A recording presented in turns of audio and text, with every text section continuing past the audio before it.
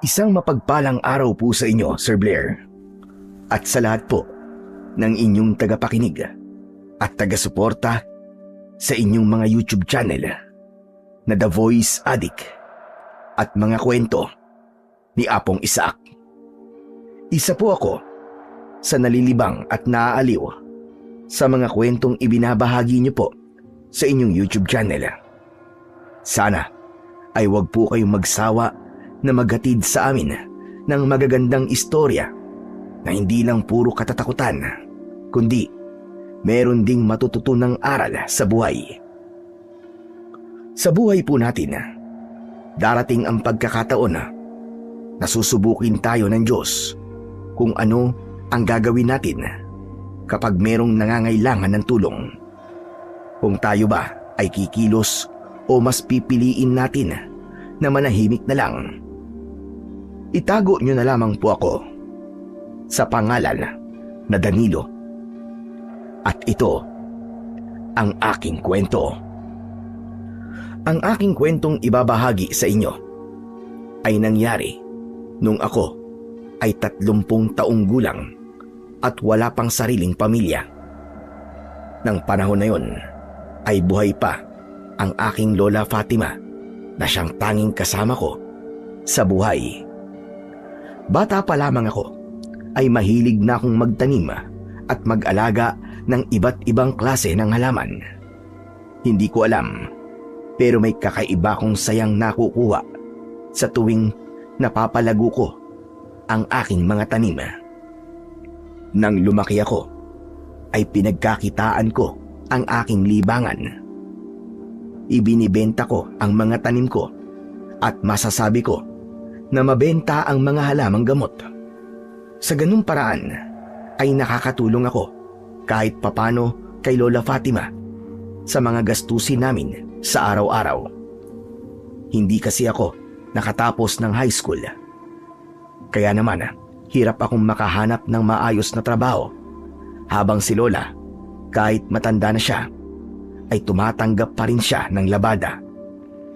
Gustuin ko man na tumigil na siya sa pagtatrabaho ay hindi pwede dahil parehas kaming magugutom. Isang tanghali, pagkatapos kong magluto, ay pinuntahan ko si Lola Fatima sa likod ng bahay kung saan siya naglalaba. Pakiramdam ko ay kinurot ang puso ko dahil sa napakarami niyang nilalaban ng oras na yon. La, kumain na po muna tayo. Tapos na po ako magluto. Mamaya na ako kakain. Mauna ka na. Kailangan ko kasing matapos itong nilalaban ko bago maghapon.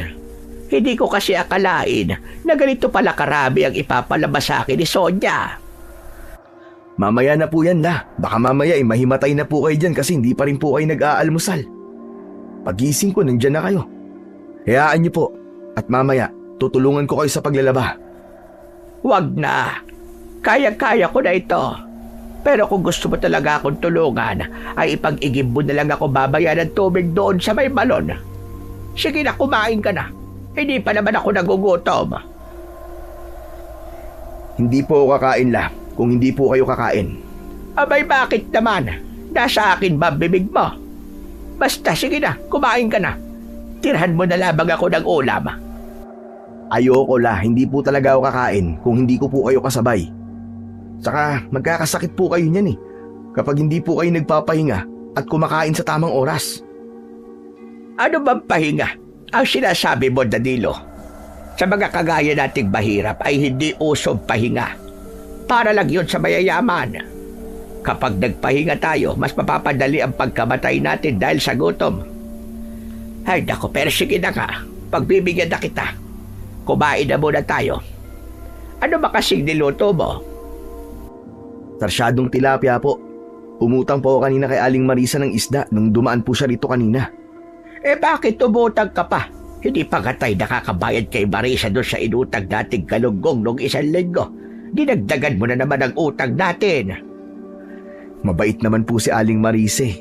Saka hindi po siya naniningil. Ang sabi po niya ay bayaran na lang natin siya kapag may pera na tayo. Mukha pa lang hindi na tayo makakabayad sa kanya. Kailan ba tayo magkakaroon ng perang pambayad sa mga utang natin?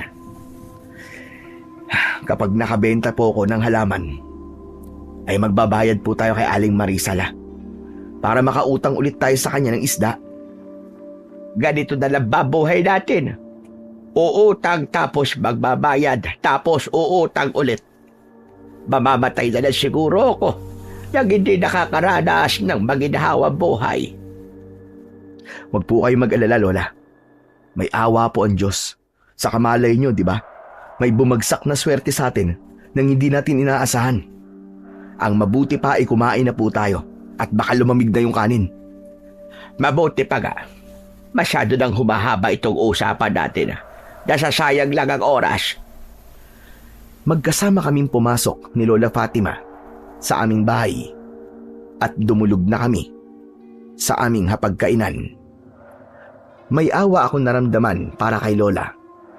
Bata pa lang kasi ako, ay isa na siyang labandera at siya na ang nag-aalaga sa akin. Masakit para sa akin na ako ang nag-iisang apo na kasama niya, pero wala akong magawa para guminhawa ang kanyang buhay. Pangarap ko kasi na makaahon kami sa kahirapan upang makapagpahinga na si Lola sa pagtatrabaho. Kahit hindi yung sobrang yaman, okay na ako sa nakakakain kami ng 3 beses sa isang araw at hindi tumutulo ang bubong namin tuwing umuulan. Oo nga pala, kinausap ako kanina ni Kapitana. Ang sabi niya ay kukuha raw ng mga scholar si Mayor dito sa barangay natin. Kukuha lang daw ng exam at kapag nakapasa ay pasok sa mapipiling scholar. Kung ako sa iyo, ay subukan mo iyon para kahit high school man lang makapagtapos ka. Lola naman, 30 na po ako eh. Nakakaya kung mag-aaral pa ako tapos sa mga kaklase ko ay halos kalahati ng edad ko. Wala sa edad ng pag-aaral, Danilo. Mas mabuting makapagtapos ka ng high school para makapaghanap ka ng maayos-ayos na trabaho.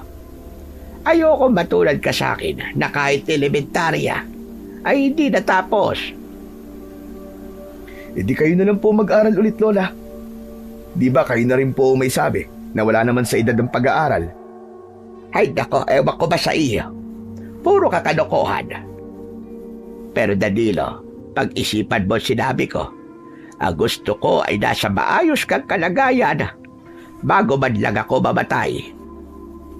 Matagal pa po kayo mabubuhay kaya wag po kayo nagsasalita ng ganyan. Nagpapakatotoo lang naman ako. Matanda na ako. Sigurado ko na hindi na ako magtatagal kaya sana ay ayusin mo buhay mo. Maging matalino ka sa mga desisyon mo sa buhay. Tandaan mo, hindi ka yayaman sa pagtatanim mo ng mga halaman. Hindi ka magiging mayaman sa pagiging herbalista. Pero nakakatulong po ako sa mga may sakit.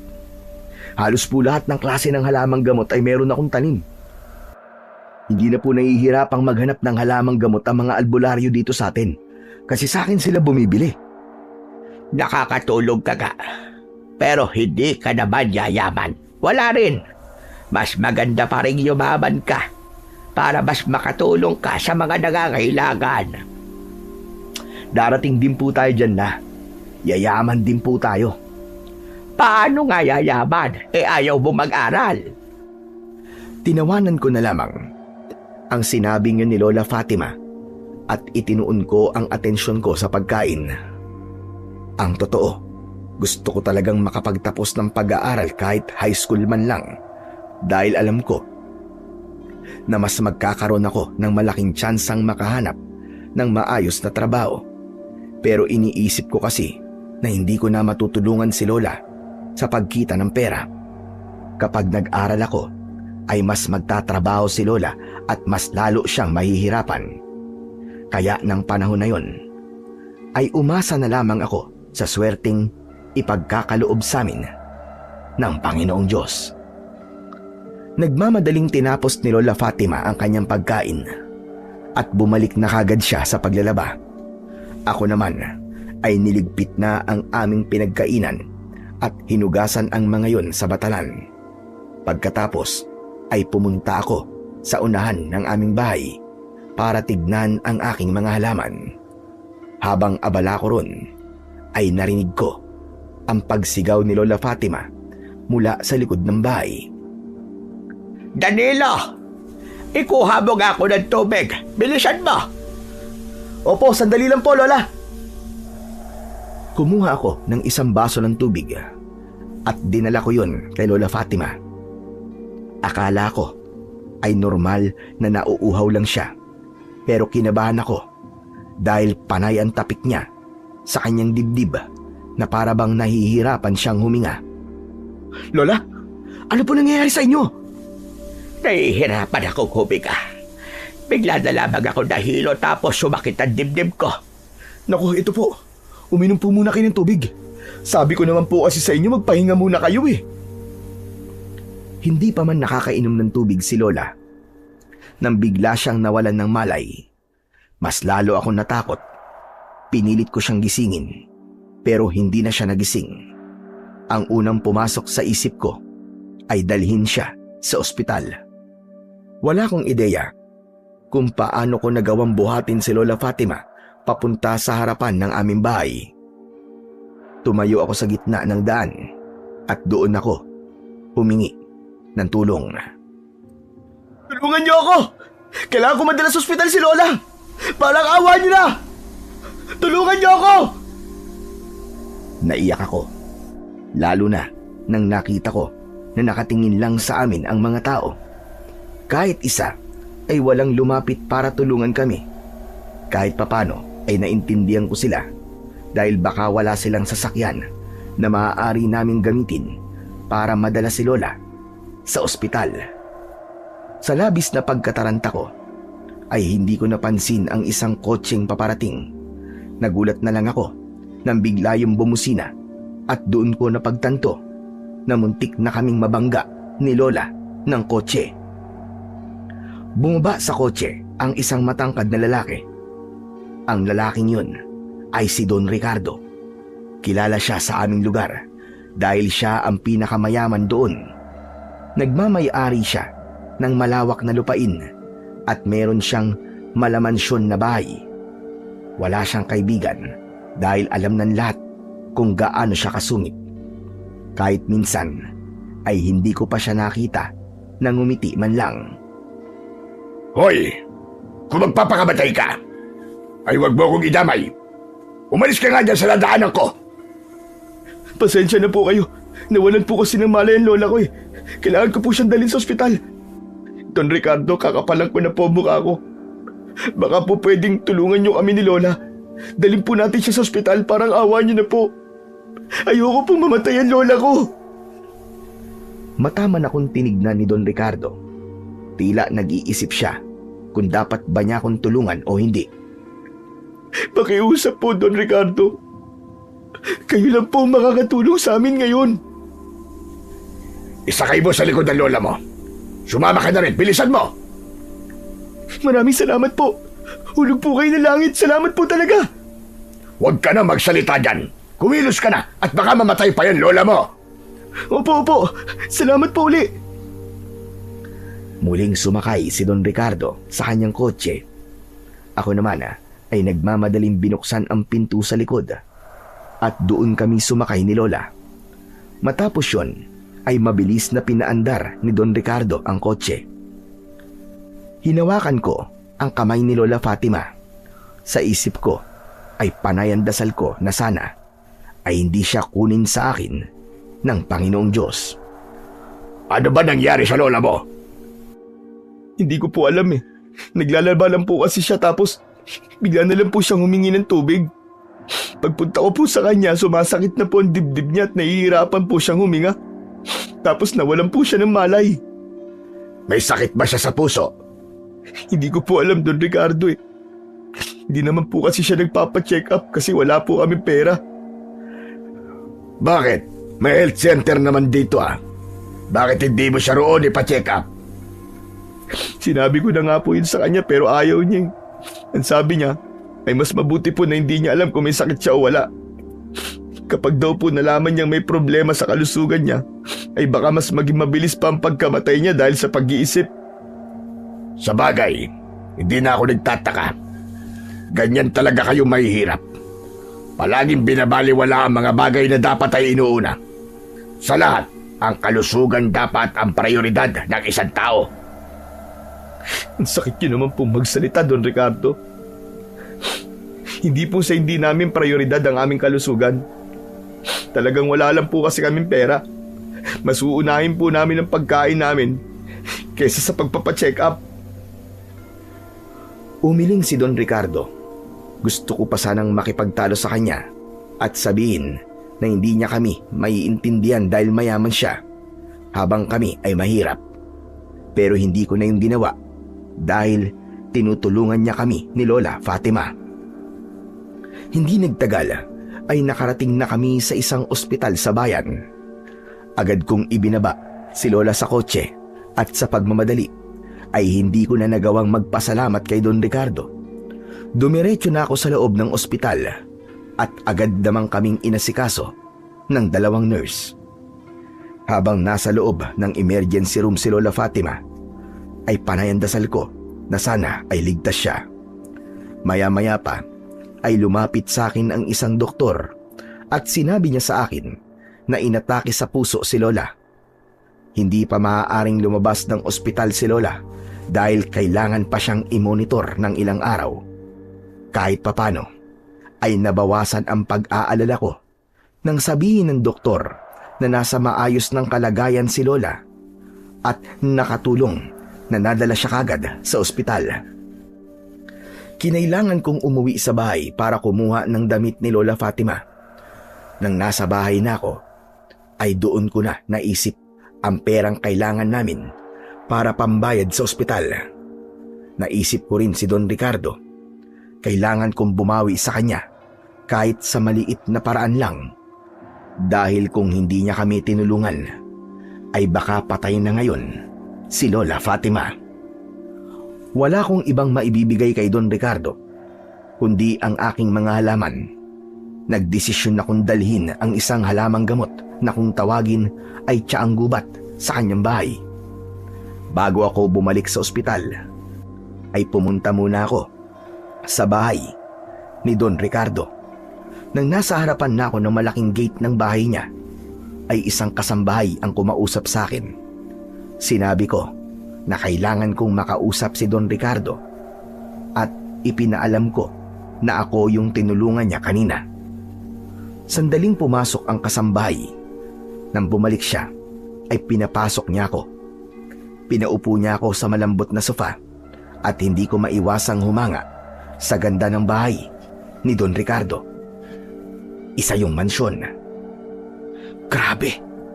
Sobrang laki pala talaga ng bahay ni Don Ricardo. Napakayaman niya pala talaga. Kailan kaya ako magkakaroon ng ganitong bahay? Nagulat ako nang bumaba sa hagdan si Don Ricardo. Agad akong tumayo nang umupo siya sa pang-isahang upuan. Anong kailangan mo sa akin? Gusto ko pong magpasalamat ulit sa inyo kasi tinulungan niyo po kami ni Lola. Saka, Don Ricardo, gusto ko po sanang ibigay itong halamang gamot na tiyaang gubat sa inyo. Maganda po itong gamot sa sakit ng tiyan at kapag nag-LBM po kayo, papakuluan niyo po ang dahon nito at iinumin ng pinagpakuluan. Albularyo ka ba? At alam mo mga ganyang bagay? Nako, hindi po. Mahilig lang po talaga ako magtanim ng kung ano-anong halaman. Pero ang paborito ko pong itanim at alagaan ay ang mga halamang gamot. Doon po kasi ako kumikita ng pera kasi naibibenta ko po ang mga yon lalong-lalo na sa mga albularyo. Pasensya na po kayo, Don Ricardo kung ito lang po ang kaya kong ibigay sa inyo kapalit po ng pagtulong nyo sa amin. May sinabi ba akong humihingi ako ng kapalit sa ginawa ko? Wala naman po. Pero gusto ko lang po talagang ibigay ito sa inyo bilang pasasalamat. Tatanggapin ko yan. Dahil mukhang mapapakinabangan ko ang halaman na yan. Iwan mo na lang mamaya sa harapan ng bahay ko. Oo nga pala. Kumusta na ba ang lola mo? Maayos na po ang kalagayan niya. Pero ang sabi po ng doktor ay hindi pa po siya pwedeng lumabas ng ospital. Sige po, Don Ricardo. Baka nakakaabala na po ako. Aalis na po ako. Maraming salamat po ulit ha. Hindi na nagsalita si Don Ricardo. Nahihiya akong lumabas ng bahay niya at iniwanan ko ang halamang gamot. Kahit papano ay nawala ang takot ko kay Don Ricardo. Para sa akin, sa kabila ng istrikto niyang personalidad, ay meron pa rin siyang mabuting puso. Dumiretso ko sa ospital, dala ang mga damit ni Lola Fatima. Pagpasok ko sa kwarto niya, ay napangiti ako dahil gising na siya. Agad akong lumapit sa kanya, pero malakas niya akong binatukan. Aray ko naman, Lola. Bakit niyo ako binatukan? Bakit mo ko dinala rito? Nawalan po kayo ng malay eh. Tapos inatake na po pala kayo sa puso. Kung di ko po kayo dinala rito sa ospital, malamang patay na po kayo ngayon. Sana nga ay hinayaan mo na lamang ako mamatay. Hindi ka ba nag-iisip? Saan tayo kukuha ng perang pambayad dito? La, kahit mamatay po kayo, ay gagastos pa rin tayo. Bibili po tayo ng kabaong, tapos mga biskwit at kape. Dahil po sa lamay nyo, di po ba? Di wag mo na akong paglamayan. Maghukay ka sa likod ng bahay natin at doon mo ko ibaon.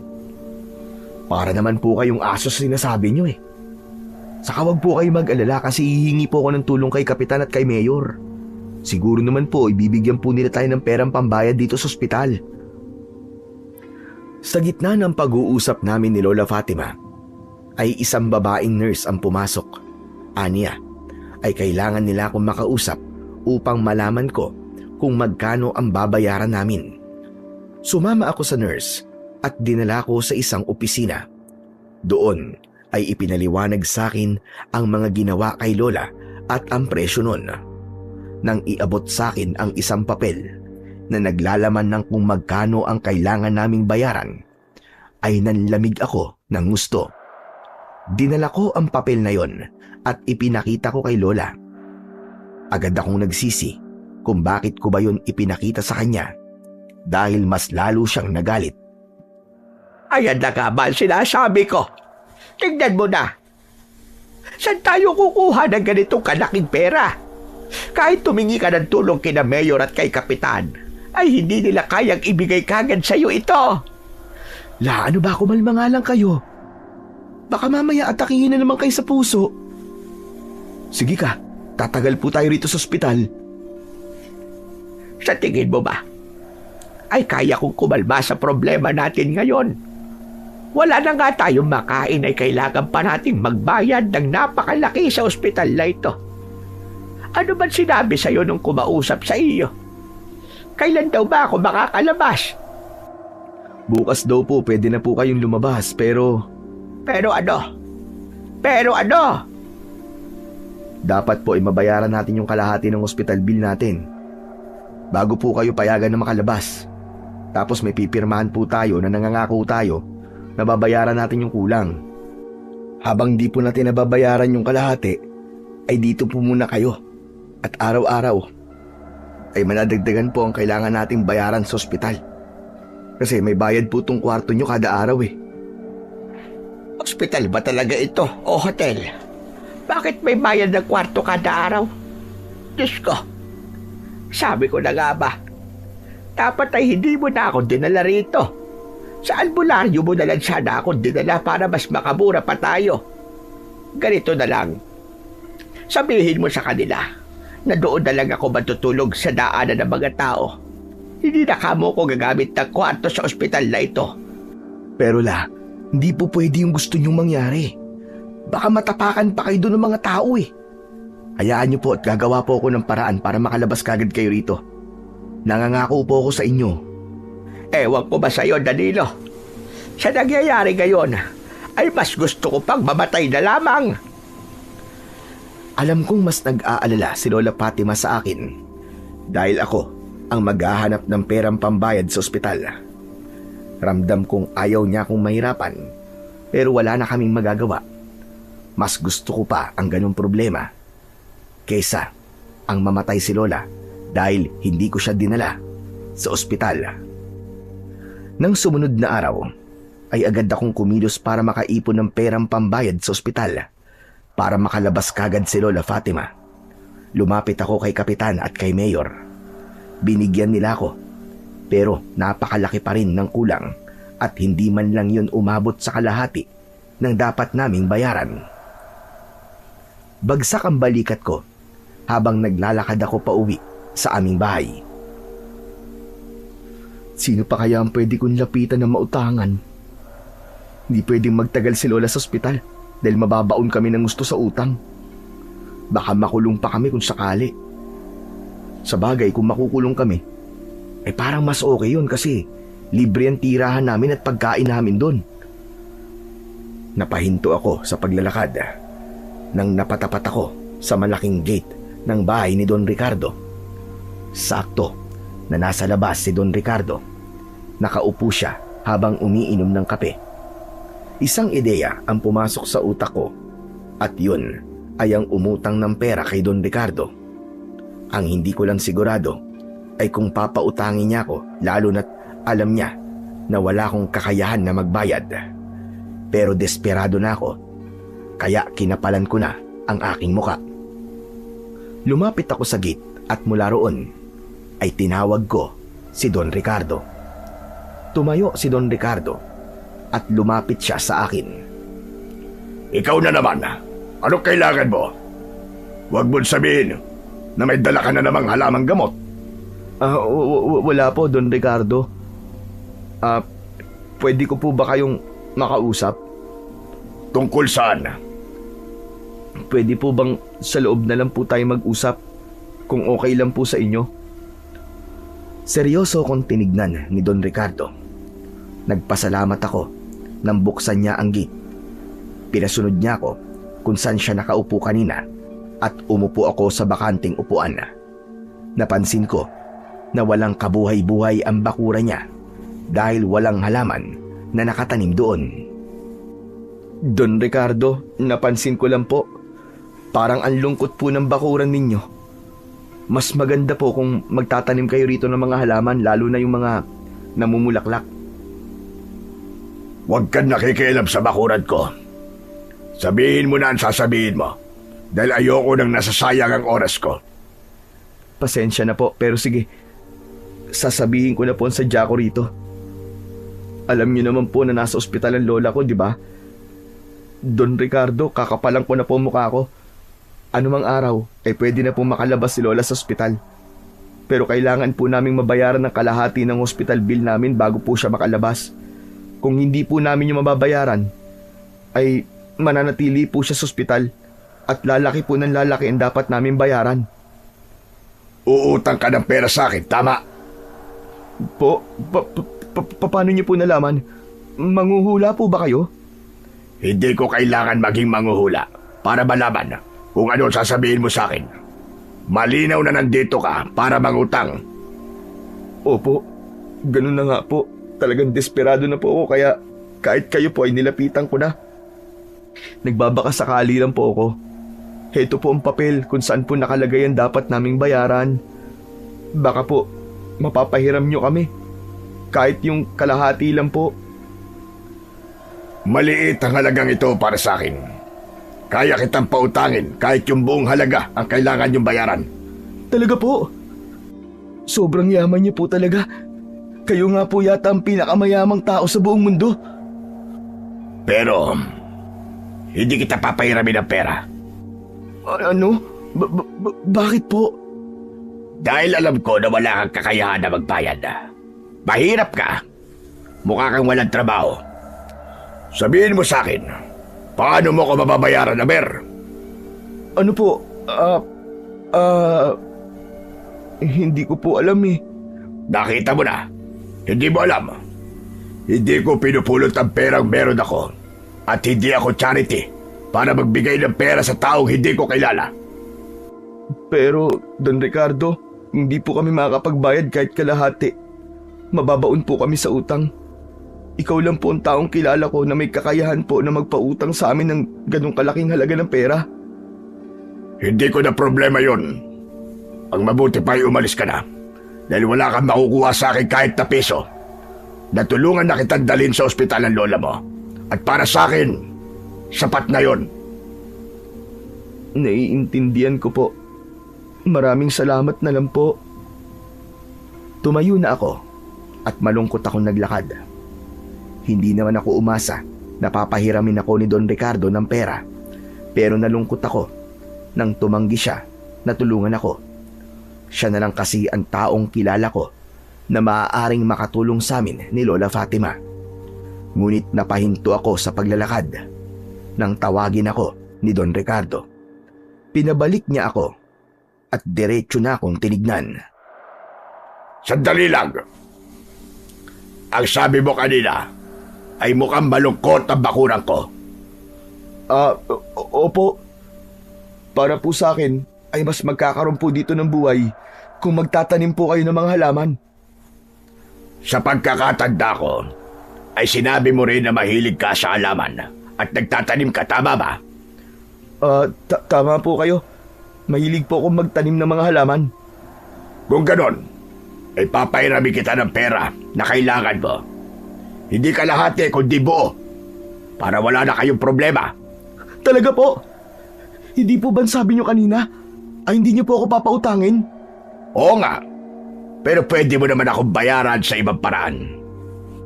Ganito ang gagawin natin.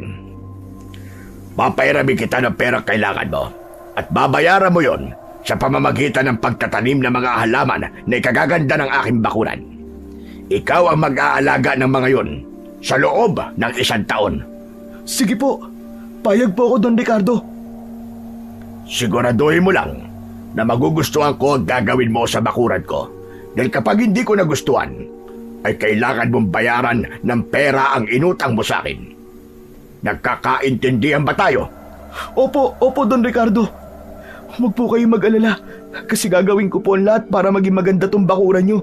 Naku, maraming salamat po talaga sa inyo, Don Ricardo. Sandaling pumasok si Don Ricardo sa bahay niya. Habang hinihintay ko siya, ay walang pagsidlan ang aking kasiyahan. Maya-maya pa, ay bumalik na si Don Ricardo at inabot niya sa akin ang isang tseke na nakasulat ang halaga ng pera na kailangan naming bayaran sa ospital. Salamat po talaga. Napakalaking tulong po nito sa amin ni Lola Fatima. Hulog po kayo ng langit sa amin. Hindi tulong yan. Utang yan at kailangan mo yung bayaran sa pamamagitan ng serbisyo mo. Kahit na po, Don Ricardo, para sa akin ay tulong pa rin po ito. Hindi ko na po kasi talaga alam kung saan po ako kukuha ng perang pambayad sa ospital eh. Mabuti na lang po at naisip ko po kayo kaya pumunta po ako rito. Balak ko na nga po sanang maghanap ng bumibili ng kidney kasi ibebenta ko na lang po yung isa kong kidney. Pero dahil po sa tulong nyo, ay hindi ko na po yung kailangan gawin. Ang dami mo pang sinasabi. Sige na, pupunta ka na sa bayan at ipapalit mo na sa bangko ang tseke. Baka babaya ay mapagsaraduhan ka pa ng bangko kung hindi ka kagad kikilos. Tatawag na rin ako sa bangko para hindi ka mahirapan at hindi ka matagalan. Napapalitan yan. Sige po, aalis na po ako. Maraming salamat po talaga sa inyo, Don Ricardo. Sa isang iglap, ay napalitan ng saya ang lungkot na nararamdaman ko kanina. Hindi ako makapaniwala sa pagkakataon na yon ay nakatulong sa amin ni Lola ang hilig ko sa pagtatanim ng mga halaman. Agad akong nagtungo sa isang bangko sa bayan matapos namin mag-usap ni Don Ricardo. Hindi ako nahirapang papalitan ng pera ang tseke. Hindi na ako nagsayang ng oras at dumiretso na kagad ako sa ospital at buo kong binayaran ang hospital bill ni Lola Fatima. Nang sumunod na araw ay bumalik ako sa ospital at nang sabihin ko kay Lola na makakauwi na siya ay hindi siya makapaniwala. Paano ako makakauwi? Hindi ba sabi mo ay makakauwi lang ako kapag nakabayad na tayo rito kahit kalahati? La, bayad na po tayo at hindi lang po kalahati kundi buo. Diyos ko po, nababaliw na po ba ang apo ko? At paano tayo makakabayad ng buo? Kalahati pa nga lang pinoproblema na natin. Umutang po ako kay Don Ricardo. Siya po nagpahiram sa akin ng pera. Ano ka ba? Si Don Ricardo na masamang ugali at hindi marunong gumiti, pinahiram ka ng pera. O di ba? Kahit kayo po hindi makapaniwala. Ako rin po. Hindi ako makapaniwala na tinulungan niya tayo. Pero hindi mo ba naisip na panibagong problema na naman yan? Saan tayo kukuha ng pambayad sa kanya? Wag po kayong mag-alala. Kasi hindi po pera ang ibabayad ko sa kanya. Siya po mismo nagsabi na ang kapalit ng perang pinahiram niya sa atin ay pagagandahin ko daw ang bakuran niya. Tataniman ko po yun ng iba't ibang halaman at 1 taon ko pong aalagaan ng mga yon. Kita mo na may naitulong po sa atin yung hilig ko sa pagtatanim. Aba, oo nga ano. Akalain mo nga naman at may naitulong sa atin ang pagtatanim mo.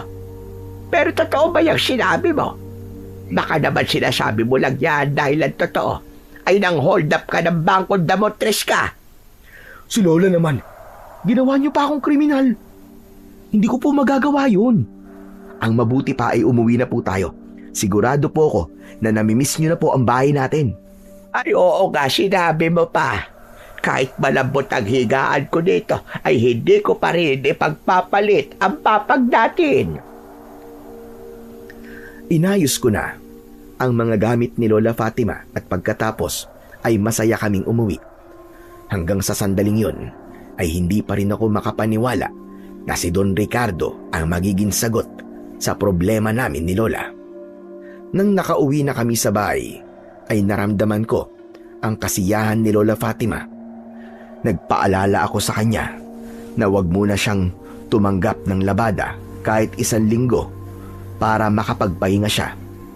Ayaw niyang pumayag nung una pero tinakot ko siya na kung hindi siya susunod ay malamang aatakihin na naman siya sa puso at babalik na naman kami sa ospital. Umubra naman ang pananakot ko kaya pumayag na siya sa huli. Naisip ko rin na yung perang ibinigay ni Kapitan at Mayor ang gagamitin naming panggastos. Kinabukasan ay maaga akong nagising. Pumili ako ng mga halamang namumulaklak sa mga tanim ko na dadalhin ko kay Don Ricardo. Inilagay ko sa lumang paso ang mga halamang napili ko. Humiram ako sa kapitbahay ko ng kariton para hindi ako mahirapan sa pagdadala ng mga yon. Habang abala ako sa aking ginagawa, ay lumapit naman si Lola Fatima sa akin. Mamaya mo na tapusin yung ginagawa mo at kumain muna tayo. Sandali, yan ba mga halamang dadalhin mo kay Don Ricardo at itatanim mo sa bakuran niya? Opo, ang gaganda po, di ba? Magaganda nga, pero magugustuhan niya kaya yan. Puro namumulaklak ang mga yan. Base sa pagkakakilala nating lahat sa kanya, parang hindi siya mahilig sa mga ganyang klase ng halaman. Ang sabi po kasi niya ay ako na pong bahalang magpaganda ng bakuran niya. Sa kamalay naman natin, magustuhan niya po ang ganitong klase ng halaman. Kung hindi, edi ibabalik ko po rito at kukuha po ako ng iba. Sa bagay, may punto ka naman. Pero mag-almusal na muna tayo para makapunta ka na kay Don Ricardo. Iniwan ko muna ang aking ginagawa at sabay kaming kumain ni Lola Fatima. Pagkatapos naming kumain, ay muli kong inayos ang mga halamang dadalin ko kay Don Ricardo at saka ako umalis. Pagdating sa bahay ni Don Ricardo, ay napansin kong nakabukas ang gate na para bang alam niya na darating ako. Pumasok ako at kumatok ako sa pinto. Ang kasambahay ang nagbukas at tinawag niya si Don Ricardo.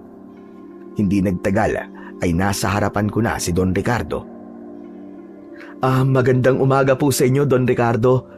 Dala ko na po yung mga halaman na itatanim ko po. Pero may mga idadagdag pa po ako sa mga susunod pong araw. Mabuti naman at marunong kang tumupad sa usapan natin. Siyempre naman po. Ang laki po ng tulong na nagawa niyo sa amin kaya dapat lang po na tumupad po ko. Gusto niyo po bang makita ang mga halamang itatanim ko ngayong araw? Sige, mas mabuting makita ko ang mga ilalagay mo sa bakuran ko bago mo itanim ang mga yun. Sumama sa akin si Don Ricardo at huminto kami sa tabi ng kariton na dala ko. Bakit puro yata namumulaklak ang mga halaman dinala mo? Magtatayo ka ba rito ng flower shop? Hindi po. Mas magiging maganda po kasi ang bakuran nyo kung may mga halamang namumulaklak. Kumbaga magkakaroon po rito ng kulay. Saka hindi lang po sila magaganda sa mata. Nakakaapekto rin po sila sa pakiramdam nating mga tao. Paanong nakakaapekto? Mga bulaklak lang naman ang mga yan. Ako po kasi Don Ricardo. Kapag meron po akong iniisip na problema, ay tumatambay lang po ako sa halamanan ko. Tapos tinitignan ko po yung mga bulaklak. Ayun po, gumagaan po ang pakiramdam ko. Pero hindi pa rin nawala ang problema mo. Pero gumaan naman po ang pakiramdam ko. Yun naman po ang importante, di ba? Saka hindi po mahirap alagaan ang mga yan. Gaya po nitong rosal. Namumulaklak po yan kahit mainit ang panahon. Yang gumamela naman po ay madalas na hindi pinapansin. Pero maganda rin po yan. Lalo na kapag namumulaklak po ng marami. Ang maliit. Ano ba yan? Santan po ang tawag dyan. Maganda po silang itanim sa may labas. Doon po sa tabi ng pader nyo. Mukhang marami ka nga talagang alam sa pag-aalaman. Opo. Talagang nagtatanong-tanong din po ako sa mga biyasa sa pagtatanim para matuto pa po ako. Pero may isasuggest po ba kayo kung saan nyo po gusto na itanim ko tong mga halaman? O baka may iba pa po kayong halaman na gustong ipatanim po sa akin? Ikaw na ang bahala ron. Pero yung rosal ay itanim mo sa tabi ng malaking bintana sa kaliwa ng bahay ko. Bakit po? Kailangan ko pa ba sagutin ang tanong mong yan? Ay, hindi na po. Sige po, doon ko po yan itatanim. At gusto ko ng mga halamang gamot sa likod ng bahay ko. Yung mga gamit ay papakuha ko kay Manang. Dahil mukhang kulang-kulang ang gamit mo. Ikaw nang bahala kung saan mo itatanim ang ibang halaman. At ipapaalala ko lang sa'yo na kapag hindi ko nagustuhan ang trabaho mo, ay babayaran mo ng pera ang utang mo sa akin. Wala pong problema, Don Ricardo. Ako na po nagsasabi, magugustuhan niyo po ang resulta ng gagawin ko rito sa bakuran niyo. Bigla kong natigilan nang napansin ko ang medalyon na nakakwintas kay Don Ricardo. Hindi ko maintindihan kung bakit napatitig ako roon. Anong tinitingin-tingin mo dyan? Don Ricardo, yung suot niyo pong medalyon. Ngayon ko lang po kasi napansin na suot niyo po yan eh. Ang ganda-ganda po. Ang daming nakaukit na simbolo. Ano pong ibig sabihin ng mga nakaukit dyan? Wala akong oras para sagutin ang tanong mo. Anting-anting po ba yan? Siguro yan po ang sikreto nyo kung bakit po kayo mayaman, ano? Pampaswerte po siguro yan, ano? Hindi ko kailangan ng pampaswerte para yumaman. Kung ano meron ako ngayon, ay pinaghirapan ko ba ngayon?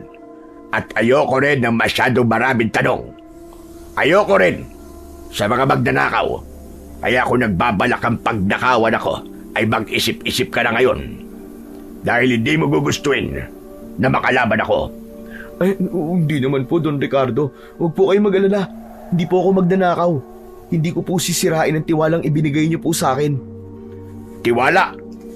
Sino may sabing may tiwala ako sa'yo? Hindi ko basta-basta ibinibigay ang tiwala ko sa isang tao. Lalo na't hindi ko kilala. Kahit nga pangalan mo ay hindi ko pa alam. Kaya bakit kita pagkakatiwalaan kagad? Ay, oo nga pala, no? Hindi ko pa pala nasasabi ang pangalan ko po sa inyo. Ako po si Danilo. Pero gaya po ng sinabi ko, ay hindi po ako gagawa ng masama abang nagtatrabaho po ako rito sa inyo. Sige na. Simulan mo na ang pagtatrabaho. Mamaya ay titignan ko ang ginawa mo. Nang pumasok na si Don Ricardo sa bahay niya, ay sinimulan ko na ang dapat kong gawin. Maya-maya ay dinala ng kasambahay ang iba pang mga gamit na kailangan ko.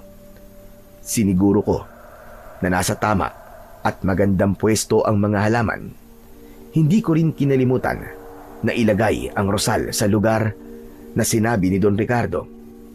Pagsapit ng tanghali, ay dinalhan ako ng pagkain ng kasambahay at sandali akong nagpahinga. Pagkatapos kumain, ay muli akong nagtrabaho. Bandang hapon, ay muling lumabas si Don Ricardo. Nang oras na yon, ay tapos na ako at nakaupo na lang ako sa harapan ng bahay. Hindi ako nagsalita at hinayaan ko lang siyang tignan ang aking ginawa. Nagustuhan niyo po ba, Don Ricardo? Kung may ipapabago po kayo ng pwesto, sabihin niyo lang po at ililipat ko po kagad. Okay na yan. Magandang ginawa mo. Naku, maraming salamat po at nagustuhan niyo. Mas lalo pa po yung gaganda kapag namulaklak na po ang mga yan. Sa ngayon, maaari ka nang umuwi. Pero tandaan mo, hindi pa rito natatapos ang trabaho mo. 1 taon mong aalagaan ang mga yan. At kapag may gusto kong ipabago at idagdag, ay kailangan mo sumunod. Hindi ko po yun makakalimutan. Maraming salamat po ulit sa inyo, Don Ricardo. Matapos kong magpaalam kay Don Ricardo, ay umuwi na ako sa aming bahay. Pagdating ko, ay nagulat ako dahil naabutan ko si Lola Fatima sa likod ng bahay na naglalaba. Pakanta-kanta pa siya na para bang hindi siya galing sa ospital nung nakaraang araw. Lola, bakit po naglalaba kagad kayo? Ay, kabayo ka! Ano ka ba naman, Danilo? Bakit mo ako ginugulat? Paano kung atakihin na naman ako sa puso? Ako po ang aatakihin sa puso sa ginagawa niyo, La eh. Hindi po ba nag-usap na po tayo na magpapahinga po muna kayo? Kayo naman, Lola, 1 linggo lang naman po yun eh. Bakit di niyo po magawa? Hayaan mo na. Konti lang naman ito. Sayang din yung kikitain ko pambili natin ng ulam at bigas. Eh, di ba? Wala ka namang sasahurin sa trabaho mo kay Don Ricardo. May pera pa naman po tayo, La eh. Yung binigay po ni Kapitan at ni Mayor. Hay nako, gasino na lamang yon. At hindi mo na mamalayan, mauubos din yon. Ang tigas po talaga ng ulo niyo, La. Mabuti pa nakausapin ko na po yung mga nagpapalabas sa inyo. Sasabihin ko po sa kanila na wag muna sila magpapalabas sa inyo dahil kakalabas nyo pa lang po ng ospital. Saka ko na po tatapos niyan, La. Magpahinga na po kayo. Sige. Kung gusto mo na ikaw ang gumawa nito ay hindi na kita pipigilan. Total ay kanina pa sumasakit ang balakang ko. Kasi kanina pa akong nakaupo rito. Tumayo na si Lola at ako na umupo para maglaba. Habang nagkukusot ay napansin ko na nasa tabi ko pa rin siya. Oh, bakit nandiyan pa rin po kayo? Pumasok na po kayo roon at magpahinga. Naisip ko kasi na hindi pa ako nakakapagpasalamat sa iyo, Apo. Para sa naman po, La? Sa mga bagay na ginagawa mo para sa akin. Kahit mahirap tayo, ay masasabi ko maswerte pa rin ako. Dahil nagkaroon ako ng apong kagaya mo. Hindi ka sakit sa ulo. At napakasipag mo pa.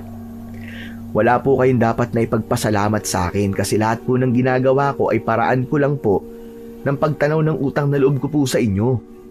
Simula po pagkabata ko, kayo na po nag-aalaga sa akin. Kahit ngayong malaki na ako, inaalagaan niyo pa rin po ko. Kaya kung may dapat man pong magpasalamat ay ako po yun, La. Salamat po kasi hindi niyo po ako pinabayaan. Ay nako, bakit ba napunta sa ganito ang usapan natin? Naiiyak tuloy ako. Eh kayo naman kasi, kasalanan niyo eh. Kayo po nagsimula niyan eh. Ang mabuti pa po ay magpahinga na kayo. Tatapusin ko lang po itong labahin niyo. Si Lola talaga pinaiyak din ako eh. Nang pumasok na si Lola Fatima sa loob ng aming bahay, ay sinimulan ko ng tapusin ang mga nilalabhan niya kanina. Hindi nawala ang ngiti ko dahil napakasarap sa pakiramdam nang marinig na nagpasalamat si Lola sa akin kahit ang totoo ay ako pa nga ang napakaraming dapat na ipagpasalamat dahil siya ang naging lola ko. Sa mga sumunod na araw ay tuluyan na akong nasanay sa pagpunta sa bahay ni Don Ricardo para ayusin ang kanyang bakuran. Hinayaan niya akong gawin ang trabaho ko at napakasaya ko dahil lahat ng iminumungkahi ko sa kanya ay nagugustuhan niya. Pero kahit ilang araw na akong nakikita si Don Ricardo, ay hindi ko pa rin siya nakikitang ngumingiti. Isang gabi, habang kumakain kami ng hapunan, ay napag-usapan namin ni Lola Fatima si Don Ricardo. Naalala ko lang, 1 linggo ka na palang nagtatrabaho kay Don Ricardo. Kumusta naman ang trabaho mo sa kanya, iho? Ayos naman po. Nakakatuwa nga po kasi nagugustuhan niya po yung mga halaman na itinatanim ko po sa bakuran niya. Wala rin po siyang reklamo kung saan ko po ipinipwesto ang mga yon. Alam mo, pwede mong pagkakitaan niya na po. Hindi ka lang pwedeng magbenta, pero pwede ka ring magpaganda ng mga bakuran ng ibang tao. Oo nga po di ko po akalain na meron din pala akong talento sa pagdidisenyo ng bakuran gamit ang mga halaman ko. Noon ko pa nakikita ang talento mo na yan. Kasi may ilang mga tao na kapag nakikita yung bakuran natin ay pinupuri talaga nila. Maganda raw at hindi magulo kahit napakaraming halaman. Kumusta pala si Don Ricardo bilang amo? Hindi ka ba niya sinisigawan o sinasaktan? Hindi po siya naninigaw at nananakit. Kahit mukhang kaya niya pong gawin yon. Yun nga lang po, palagi po siyang seryoso at hindi talaga ngumingiti. Pakiramdam ko nga po hindi dating ganun si Don Ricardo Baka mamaya may dahilan kung bakit siya naging masungit at parang galit sa mundo. Ganon talaga kapag tumandang mag-isa. Nagiging bugdutin. Hindi ba wala siyang kasamang kamag-anak o asawa man lang sa bahay niya? Meron naman po siyang kasama. Yung nag-iisa niya pong kasambahay.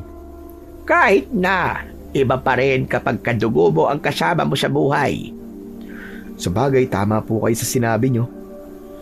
Pero mabait po talaga si Don Ricardo. Nasasabi lang po ng mga tao na masama ang ugali niya kasi bumabase lang po sila sa nakikita nila. Pero para po sa akin, isang malaking patunay na mabuti po siyang tao ay nung tinulungan niya tayo kahit hindi naman po niya tayo kilala.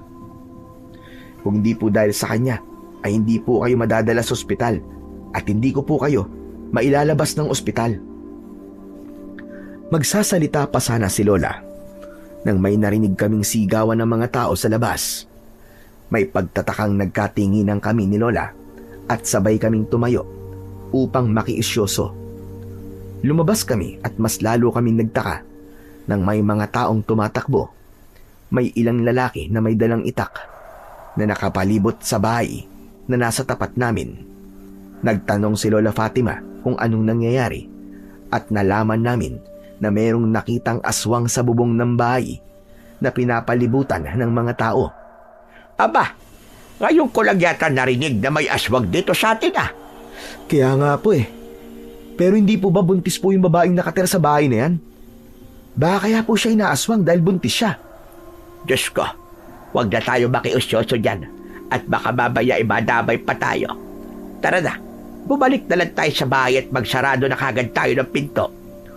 Lola naman kung makapag-react ka para kang bibiktimay ng aswang, hindi ka naman po buntis at hindi ka na mabubuntis. Magtigil ka. Hindi porke hindi ako buntis ay iligtas na ako sa aswang. Alam mo, yung mga pesting aswang na yan ay nabibiktima na kahit na sino. Wala silang pinipiling edad. Matapos yun, ay nagmamadaling pumasok si Lola sa bahay habang ako naman ay natatawang sumunod sa kanya. Hindi pa kasi ako kumbinsido na aswang ang nakita ng mga tao at maniniwala lamang ako kung ako mismo ang makakakita sa nilalang na yon. Kinabukasan ng umaga, habang papunta ako sa bahay ni Don Ricardo, ay napansin ko na may pinagkakaguluhan ang mga tao sa gilid ng daan. Dahil sumipa ang pagiging tsismoso ko, ay nakiusyoso na rin ako. Halos masuka ko nang nalaman ko kung ano ang pinagkakaguluhan nila. Isang bangkay ng aswang ang naroon at kalunos-lunos ang kanyang itsura. Puno ng sugat ang buo niyang katawan na para bang wala siyang awang pinagtatataga. Narinig ko sa mga tao na yun yung aswang na nakita nila kagabi at wala silang ideya kung sino ang pumatay sa aswang. Nagpatuloy ako sa paglalakad at hanggang sa nakarating ako sa bahay ni Don Ricardo ay tila wala ako sa sarili dahil iniisip ko yung pinatay nung aswang. Nakaupo si Don Ricardo sa labas at umiinom siya ng kape. Nakatulala akong umupo sa tabi niya at kinuha ko ang tasa at humigop ako ng kape. Hoy, ano ka ba? Kape ko yan Naku, sorry po, Don Ricardo. Sorry. Ipagtitimpla ko na lang po kayo ng panibagong kape. Wag na. Nawalan na ako ng gana. Ano ba nangyayari sa'yo? At parang wala ka sa sarili mo. Kasi po, Don Ricardo, may patay po na aswang. Doon po sa daan. Sa tingin ko po, ayun po yung aswang na nakita ng mga tao kagabi. Aswang? Naniniwala pala kayo sa ganyan, sa panahon ngayon? Sa totoo lang po, hindi po ako naniniwala nun Pero nakita ko po yung bangkay nung aswang kanina ay naniwala na po ako. Nakakatakot po ang itsura niya, Don Ricardo. Para siyang halimaw na hindi ko maintindihan. Pero nakapagtataka, sino ang pumatay sa kanya? Sabihin na nga natin totoo, mga aswang. Pero dapat niyo pa bang malaman kung sino ang pumatay sa kanya? Hindi ba dapat ay maging masaya na lang kayo dahil ligtas na kayo sa aswang? Sa bagay, tama po kayo. Pero sandali. Don Ricardo, bakit may sugat po kayo sa braso? Parang ang lalim po ng mga yan Na paano po kayo? Wala to. Na-aksidente lang ako kagabi. Na-aksidente? Paano na-aksidente po? Kailangan ko pa ba sagutin ang tanong mo na yan? Gagaling ba mga sugat ko kapag nalaman mo kung anong klaseng aksidente nangyari sa akin? Sabi ko nga po, hindi na po dapat ako nakikialam sa buhay niyo Sige po, magtatrabaho na po pala ako. Aayusin ko na po yung mga halamang gamot sa likod ng bahay niyo. Mabuti pa nga. Bumilos ka na. At ayoko ng tatamad-tamad. Kahit nasigawan ako ni Don Ricardo, ay hindi ako nasaktan. Sa ilang araw-araw na nakakasama ko siya, nakikita at nakakausap, ay napagtanto ko na sadyang ganun lang makipag-usap si Don Ricardo. Alam kong mali na palaging ganun ang tono ng kanyang pagsasalita, pero inintindi ko na lamang na yon ang kanyang personalidad. At habang nagtatrabaho ko, ay hindi ko maiwasang kabahan dahil sa pinatay na aswang sa aming lugar. Alam ko na magandang bagay na napatay kagad ang aswang, pero may hinala ko na hindi pa roon natatapos ang lahat. Pakiramdam ko ay hindi mag-isa ang aswang na yon at merong posibilidad na sa mga susunod na gabi ay aatake ang iba pa niyang kasamahan. Nang sumunod na araw, ay nalaman kong hindi ako nagkamali sa aking hinala dahil maugong na naging kwentuhan ng mga tao sa amin na may 2 aswang pa ang umatake sa bahay ng isang matandang lalaki na nakatira sa dulo ng aming barangay. Mabuti na lang daw at nagawang makatakbo ng matandang lalaki sa bahay ng kapitbahay nito. Isang umaga, pagkarating ko sa bahay ni Don Ricardo, ay nakita ko siya na nasa harapan ng nakatanim na rosal. Pinagmasdan ko siya at nahuli ko siyang inaamoy ang mga bulaklak ng halaman na yon. Habang papalapit ako sa kanya, ay napansin ko ang lungkot sa kanyang mga mata. Naramdaman ni Don Ricardo ang presensya ko, kaya naman lumingon siya sa akin. Tila napapahiya siyang lumayo sa rosal. Buti naman at dumating ka na. Kanina pa kitang hinihintay. Tignan mo yung mga halamang gamot sa likod. At yung iba ay namatay na yata. Akala ko ba ay magaling kang mag-alaga ng mga halaman? Ang tinutukoy niyo po siguro ay yung mga itaninim kong oregano kahapon. Wala po kayong dapat na ipag-alala, ganun po talaga sila kapag bagong tanim pa lang. Kumbaga para bang nag-a-adjust pa po sila sa bagong lupa. Pero magiging maayos din po sila sa paglipas po ng mga araw. Ay oo nga pala, Don Ricardo. Hindi po ba tong malaking bintana ay sa kwarto nyo? Paborito nyo po ba ang rosal? Kaya dito nyo po yan ipinatanim sa akin? Hindi ako may paborito sa rosal, kundi ang aking asawa. May asawa po kayo? Nasaan na po siya? Bakit hindi ko po siya nakikita? Matagal na siyang patay. Naku, sorry po. Kung naitanong ko pa, hindi ko po kasi alam. Tatanungin mo ba ako kung alam mo na? Sige na nga, ang mabuti pa ay magtrabaho ka na. Ayusin mo yung mga halamang gamot sa likod. At ayoko may nakikita akong mga lantang halaman. Sige po, ako na pong bahala sa mga halaman. Ay, oo nga pala, Don Ricardo. Mag-iingat po kayo Mas mabuti po na wag na po kayong lumabas tuwing gabi. May umatake na naman po kasing aswang kagabi. Hindi lang po isa, kundi 2 aswang po. Wala akong pakialam sa mga aswang-aswang na yan. At isa pa, hindi ako lumalabas sa gabi. Kaya walang dahilan para paalalahanan mo ko. Nang iwanan ako ni Don Ricardo, ay doon ko napagtanto kung bakit palagi siyang tahimik. Yun ay dahil sa namatayan siya ng asawa. Marahil yun din ang dahilan kung bakit naging masungit siya at tila galit sa mundo. Pagsapit ng hapon, ay umuwi na ako sa aming bahay. Naabutan ko si Lola Fatima na nasa kusina at nagbabantay ng sinaing. Nagmano ako sa kanya at inilapag ko sa lamesa ang isang plastic container na may lamang kalderetang baka. Tignan niyo, Lola, binigyan po ako ni Don Ricardo ng ulam. Kalderetang baka po yan. Marami po kasing niluto yung kasambahay niya kaninang tanghali, kaya binigyan po ako ni Don Ricardo. Salamat naman, tamang-tama at hindi pa ako nakapagluluto ng ulam. Yan na lamang ang ulamin nating mamayang hapunan. Mukhang totoo nga. Mukhang mabait nga pala talaga si Don Ricardo, Tignan mo. At binigyan pa niya tayo ng ulam. Mabait naman po talaga siya. At kanina ay nalaman ko po na namatayan po pala siya ng asawa.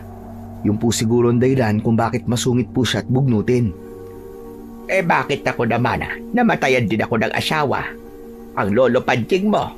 Bakit hindi naman ako naging masungit?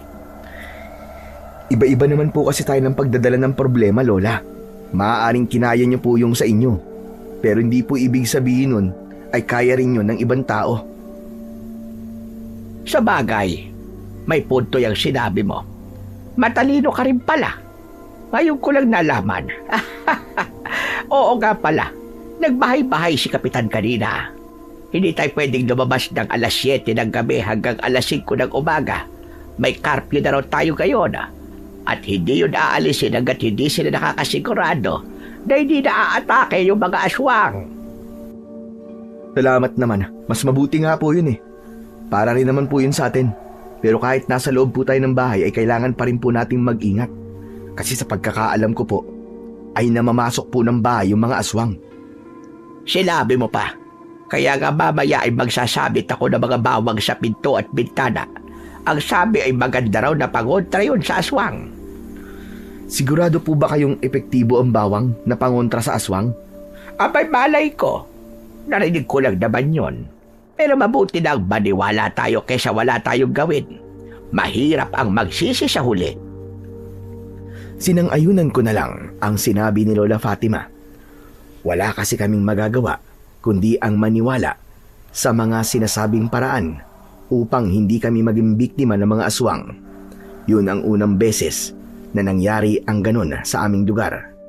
Kaya sa totoo lang, ay wala kaming ideya sa kung paano namin poprotekta ng aming sarili at ang mga mahal namin sa buhay.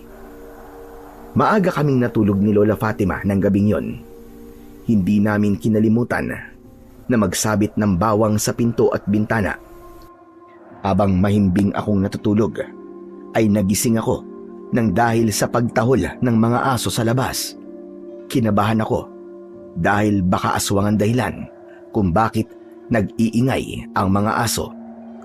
Bumangon ako at bahagya akong binuksan ng bintana. Sumilip ako mula roon. Bilog ang buwan ng gabing yun, kaya kahit papano ay naaaninag ko ang paligid. Nagtaka ko nang nakita ko si Don Ricardo na tumatakbo habang may dalang itak. Dahil sa kuryosidad ay lumabas ako ng bahay at sinundan ko si Don Ricardo. Nagtago ako sa likod ng isang puno nang nakita ko na huminto si Don Ricardo sa isang bakanting lote at nasa harapan niya ang dalawang aswang. Hindi ba sabi ko sa inyo ay huwag niyo na akong susundan kung ayaw ninyong mamatay? Hindi ba kayo natatakot? Kahit may edad na ako, ay nagawa ko pa rin patayin ang isa sa mga kasama niyo. Hindi kami natatakot sa iyo. Mahina ka na at hindi gaya ng dati. Ano bang akala mo? Palalampasin lang namin ang ginawa mo na halos ubusin mo ang aming lahi at kaming tatlo na lang ang natira. Tapos, pinatay mo pa ang isa. Hindi kami titigil hanggat hindi ka namin napapatay, Ricardo. Biglang sumugod si Don Ricardo sa mga aswang. Sinubukan niyang saksakin ng isa, pero mabilis siyang nakaiwas. Pumunta sa likod si Don Ricardo. Ang isang aswang ay hinawakan nito ang mga kamay. Nagpumiglas siya, pero mukhang mas malakas ang aswang na may hawak sa kanya. Naglakad ang isang aswang at tumayo yon sa harapan ni Don Ricardo. Walang salitang kinalmot ng aswang si Don Ricardo sa dibdib. Nanghihina siyang napaluhod at doon na siya binitiwan ng aswang. Sinabi ko na sa iyo, Ricardo. Mapapatay ka rin namin. May paghihiganti na namin ang mga kasamahan naming pinatay mo. Napasinghap ako nang biglang sinaksak ni Don Ricardo sa tiyan ng aswang na nasa kanyang harapan gamit ang kanyang itak. Mabilis siyang tumayo at pagharap niya sa isa pang aswang ay inundayan niya rin yun ng saksak sa tiyan. Nagulat ang dalawang aswang sa bilis ng galaw ni Don Ricardo, kaya mabilis silang tumakas hanggang sa nawala na sila sa paningin ko. Hindi ako makapaniwala sa nasaksiyan ko ng gabing yon. Malinaw na si Don Ricardo ang pumatay dun sa isang aswang. Ang buong akala ko ay ayos lang si Don Ricardo, pero bigla siyang nabuwal at patihaya siyang napahiga sa lupa. Labis akong nag-alala sa kanya, kaya nilapitan ko siya. Nagulat siya nang nakita niya ako. Danilo, anong ginagawa mo rito? Nakita ko po kasi kayong tumatakbo kanina kaya sinundan ko po kayo. Hindi ko naman po akalain na mga aswang po pala ang hinahabol nyo. Umalis ka na rito. Iwanan mo na ako. Kaya ko ang sarili ko. Pero Don Ricardo, malalim po ang sugat nyo eh. Kailangan niyo po maggamot. Dadaling ko po kayo sa bahay namin at ako po ang gagamot sa sugat nyo. Bakit ba ang kulit mo? Sinabi ko nang kaya ko ang sarili ko. Pinilit niyang tumayo habang nakaalalay ako sa kanya. Akmang mabubuwal na sana siya, pero agad ko siyang hinawakan. Ayan na nga ba ang sinasabi ko eh. Sinabi ko nang hindi niyo po kaya eh. Huwag na po matigas ang ulo niyo, Don Ricardo. Sumama na po kayo sa akin. Malapit lang naman po ang bahay namin dito. Wala nang nagawa si Don Ricardo, kundi ang sumama sa akin. Medyo mabigat siya, kaya nahirapan ako sa pag-alalay sa kanya. Nang nakarating na kami sa bahay, ay nagulat si Lola Fatima nang nakita niyang kasama ko si Don Ricardo na duguan. Diyos ko! Anong ginawa mo kay Don Ricardo, Apo? Hindi po ako may gawa nito sa kanya, Lola. Yung dalawang aswang po. Ano ka ba? Inatake siya ng mga aswang. Ay hindi po, La. Nakipagkwentuhan lang po si Don Ricardo sa mga aswang kaya po siya may sugat. Wag mo nga akong pinipiloso po. Baka hindi kita matadya. Lola, mamaya na po kayo magtanong. Maganda na po kayo ng panlinis ng sugat at benda. O sige, sandali lang. Diyos ko, natataranta tuloy ako. Ang daming dugo. Pinaupo ko muna si Don Ricardo at saka ako lumabas ng bahay. Kumuha ako ng dahon ng lagundi sa almires. Ano yung ginagawa mo? Nagdidikdik lang po ako ng dahon ng lagundi. Lagundi. Hindi ba gamot yan sa ubo? Hindi lang po ito gamot sa ubo, Don Ricardo. Pwede rin po ito sa sugat. Pinapahupa po nito ang kirot at pamamaga ng sugat. Hindi nagtagal ay nilinisan ko na ang sugat ni Don Ricardo. Kahit alam kong nasasaktan siya, ay tiniis niya yon. Pagkalinis, ay saka ko inilagay sa sugat niya ang dinikdik na dahon ng lagundi at doon ko na yon nilagyan ng benda. Bukas po, ay pwede niyo na pong palitan yung benda niyo at maglagay po ulit kayo ng dahon ng lagundi. Sandali. Ano ba kasing nangyari? Bakit inatake ng aswang si Don Ricardo? Lola, wag na po natin siyang tanungin. Ang kailangan po niya ay magpahinga. Sasagutin ko ang tanong ng lola mo. Tutal, ay alam kong nakita at narinig mo ang lahat ng nangyari kanina. Sigurado po ba kayo? Hindi po ba ayaw na ayaw niyo po na inuusisa po kayo? Hindi lingid sa kaalaman nyo. Nadayo ko sa lugar na ito. Sa pinagmulang kong lugar, ay kilala ko bilang isang antingero na nakikipaglaban sa mga aswang. Isang grupo ng mga aswang ang nilabanan ko doon. Malakas pa ako ng panahon na yon at halos maubos ko sila. Yung 3 aswang na nandito sa lugar nyo ay ang mga takas na aswang mula sa grupong yon. Nandito sila para magiganti at patayin ako. Kaya lang may problema ako.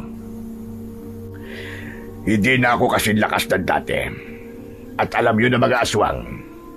Kaya malakas ang loob nila. Nalabanan ako ngayon. Kung ganun, ay nanganganib po palang buhay niyo, Don Ricardo. Paano niyo po sila matatalo kung mag-isa na lang po kayo?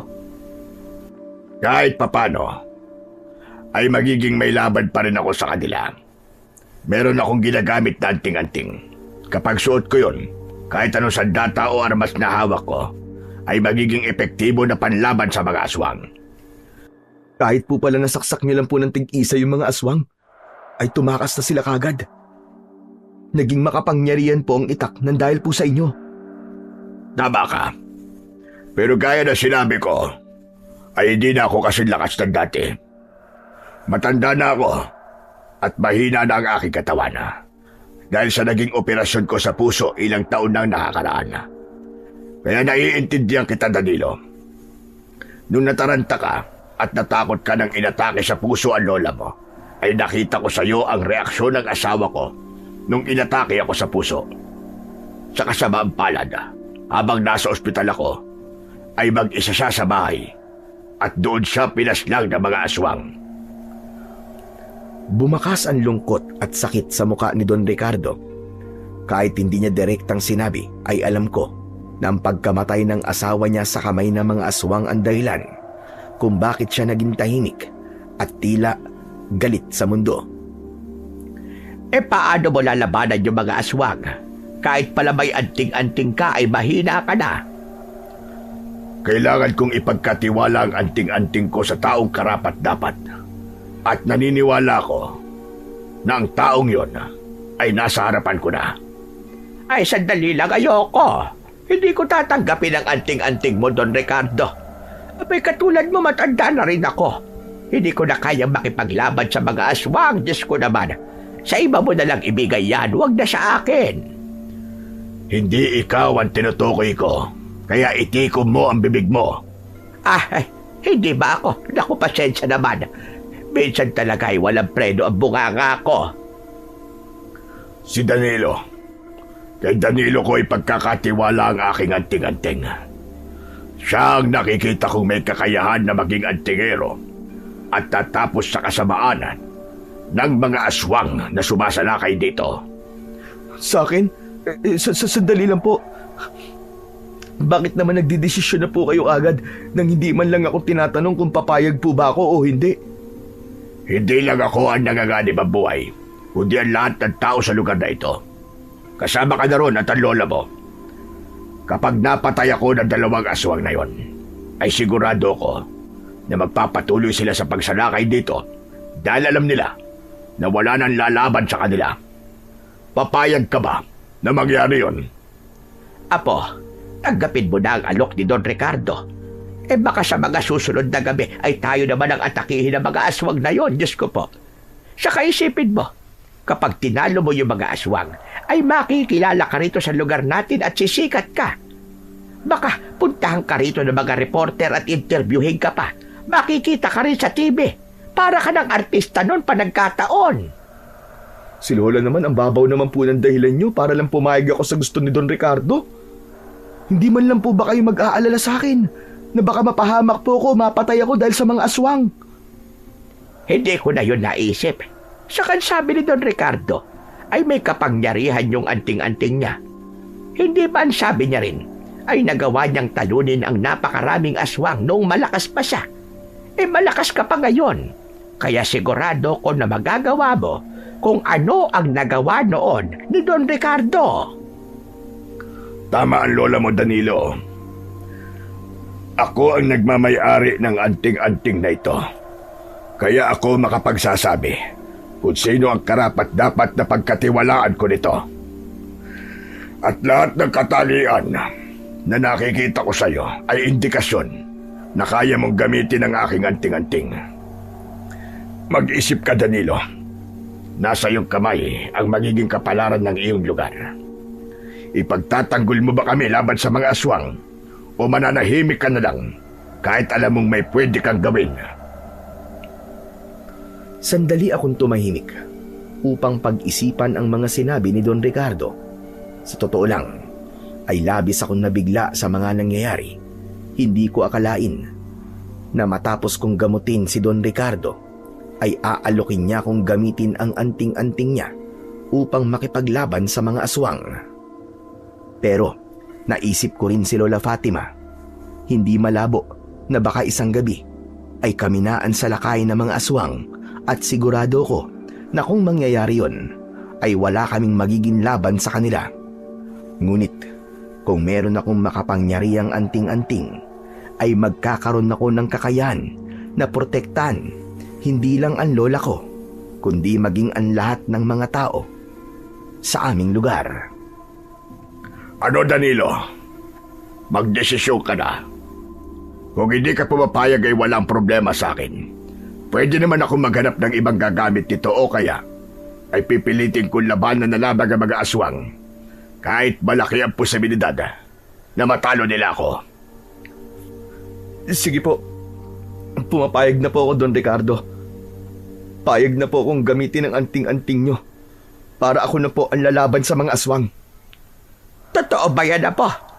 Diyos ko, makikita na rin kitang nakikipaglaban tapos sa mga aswang pa. Alam mo kasi, Don Ricardo, hindi talaga palaaway itong si Danilo Lalo nung bata pa siya at nag-aaral siya. Kahit may nang-aaway sa kanya ay tahimik lang siya at hindi gumagante. Ako pa nga nagtatanggol sa kanya.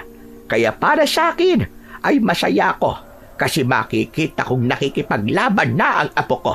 Matapang na siya. Lola naman kung ano-ano na lang po sinasabi niyo kay Don Ricardo. Nakakahiya naman po. Abay, bakit ka mahihiya? Totoo naman iyon. Ngayon pa lang ay nagpapasalamat na ako sa iyo, Danilo.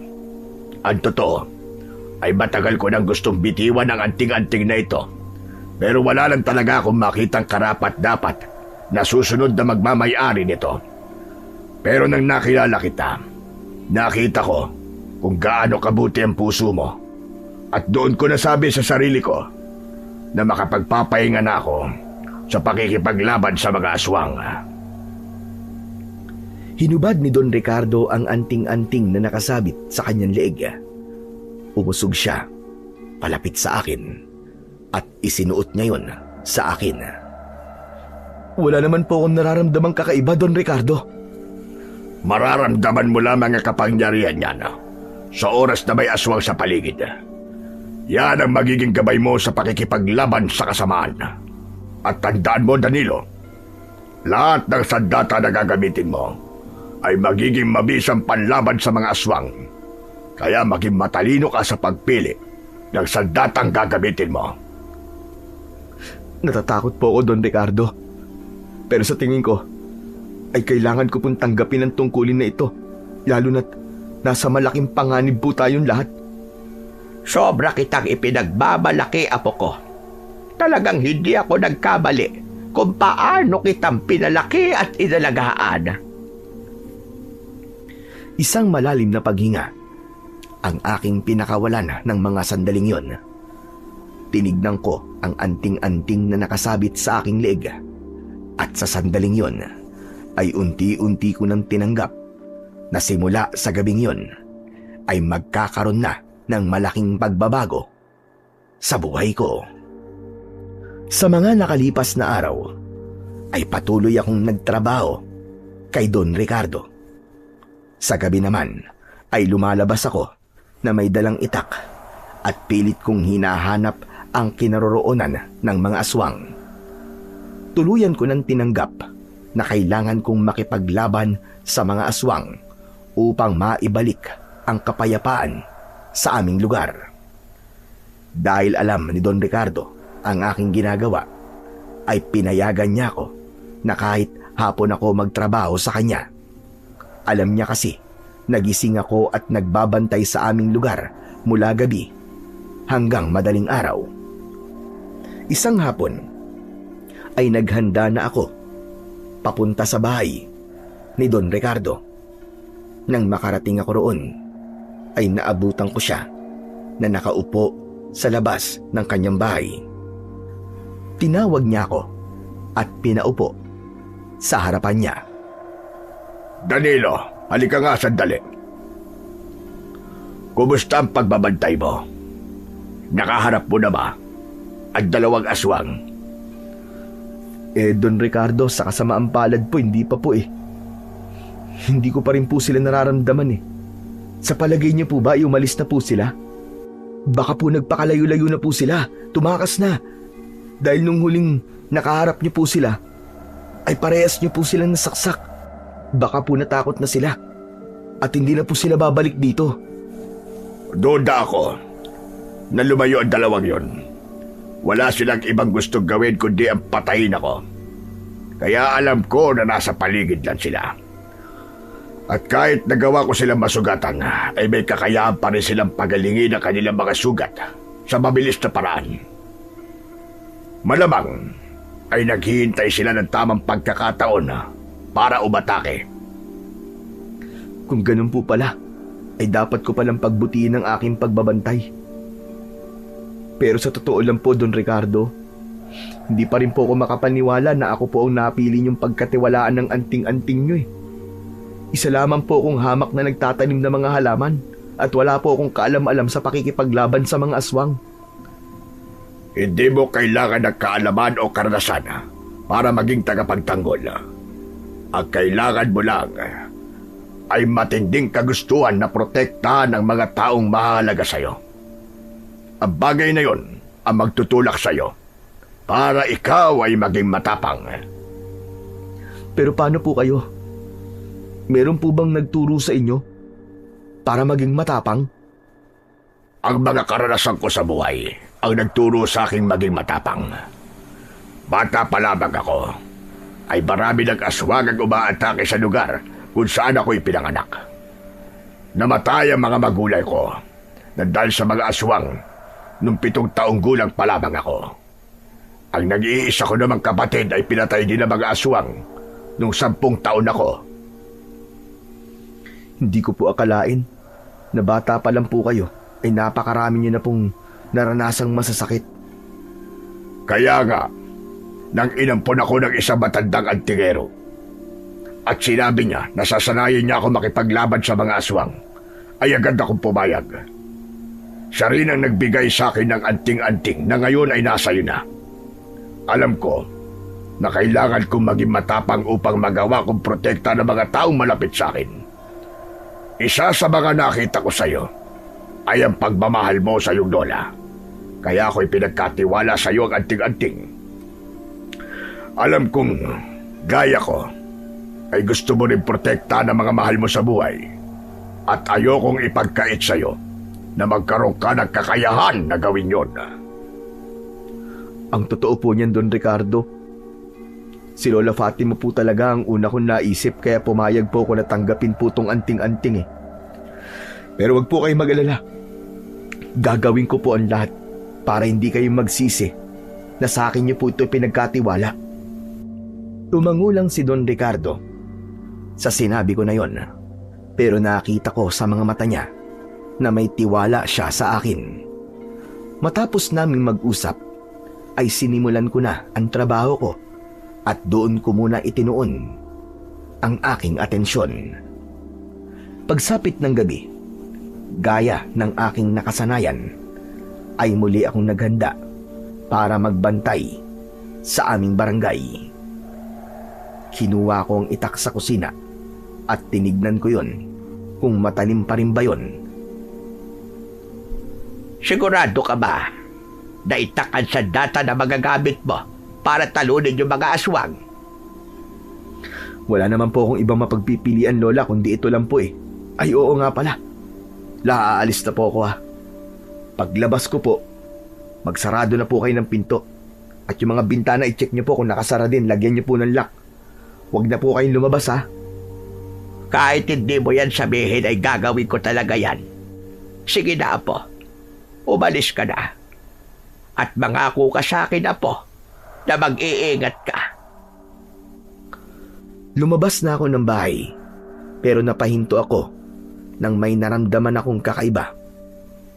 Luminga ako sa paligid at bahagya ako na paatras nang biglang sumulpot ang isang aswang sa labas ng aming bakuran.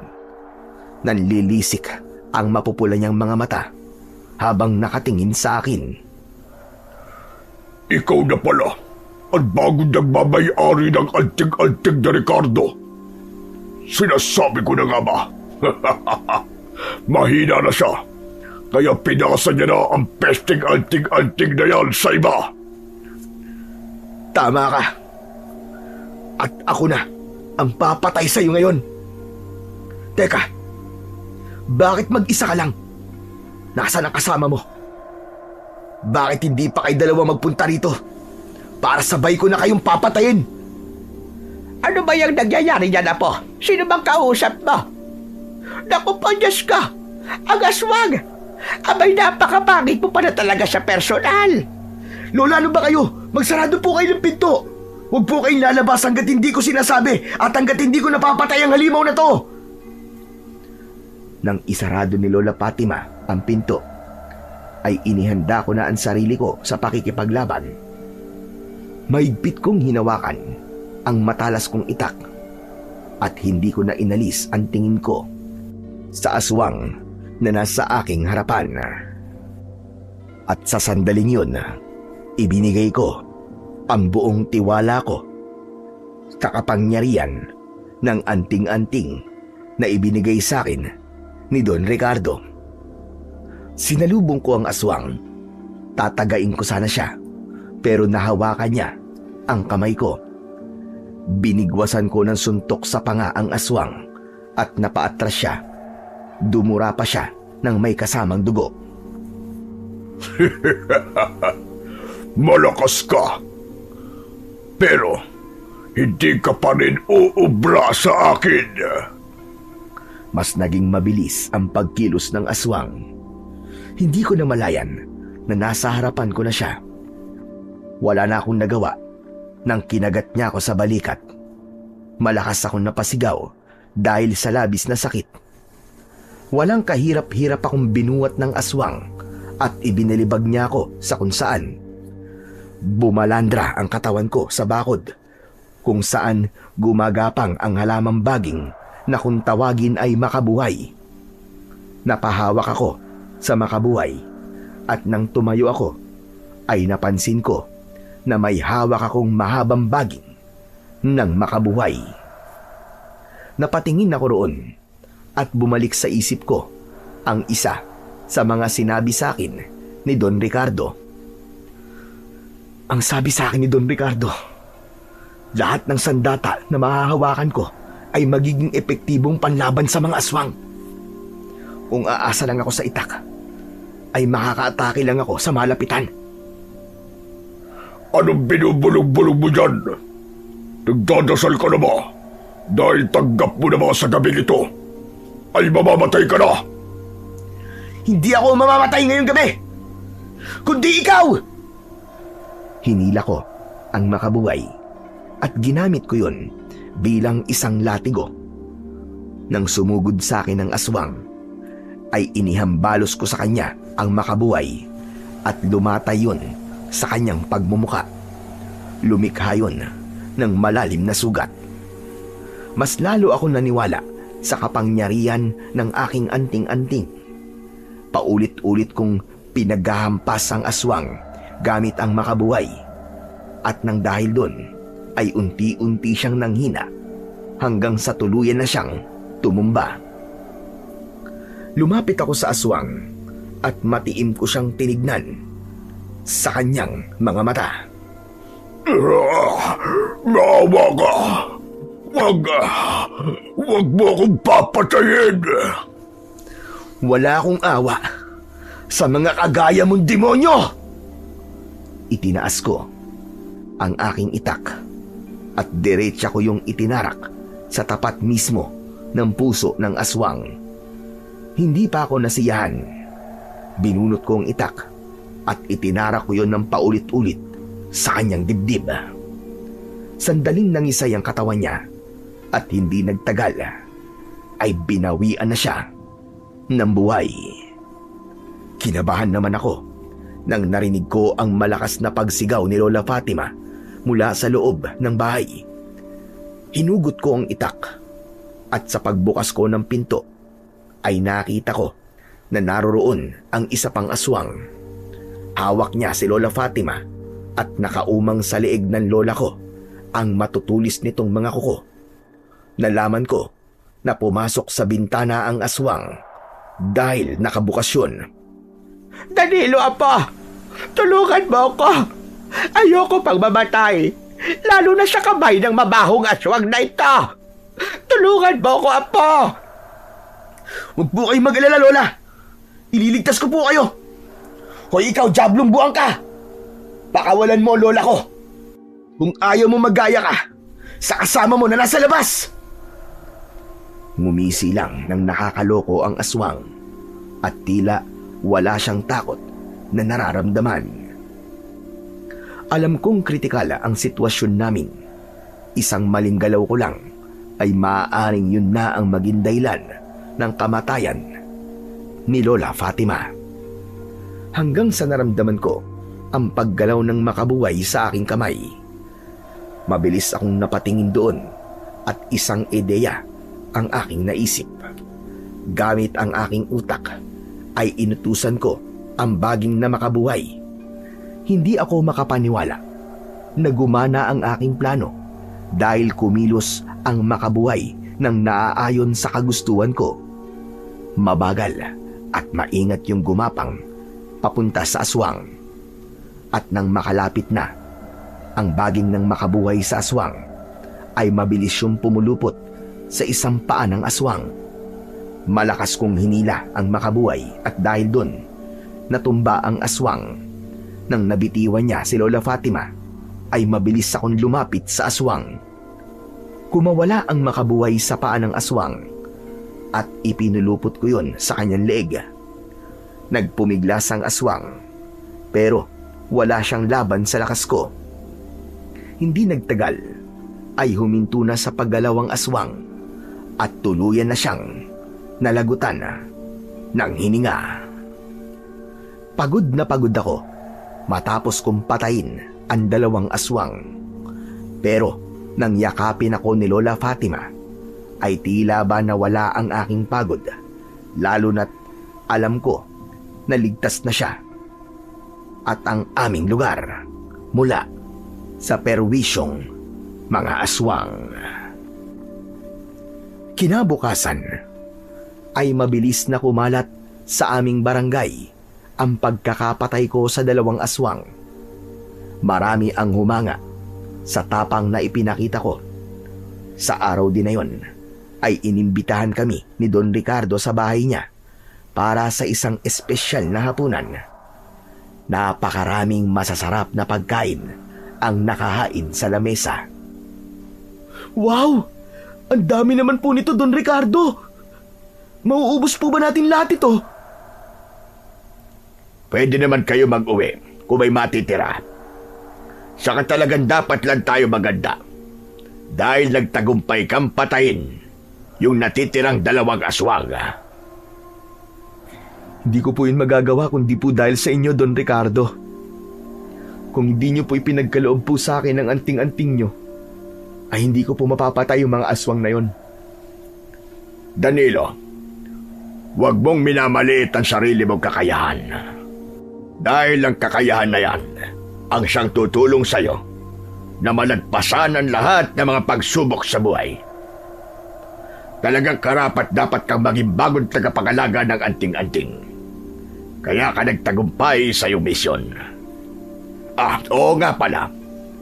Simula ngayon, ay hindi mo na kailangan magtrabaho sa akin.